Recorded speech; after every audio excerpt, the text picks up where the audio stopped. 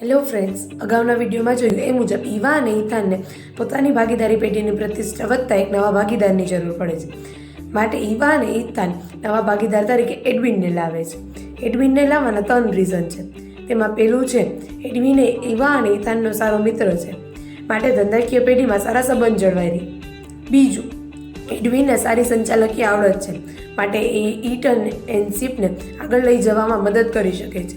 ત્રીજું, એડવિનને રેસ્ટોરન્ટ મેનેજમેન્ટનો 5 વર્ષનો અનુભવ છે.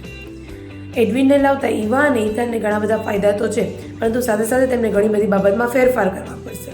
દાખલા તરીકે પેલું, નફા નુકસાનના પ્રમાણમાં ફેરફાર. બીજું, પાઘડીનું મૂલ્યાંકન. ત્રીજું, મિલકત અને દેવાનું પુનઃમૂલ્યાંકન.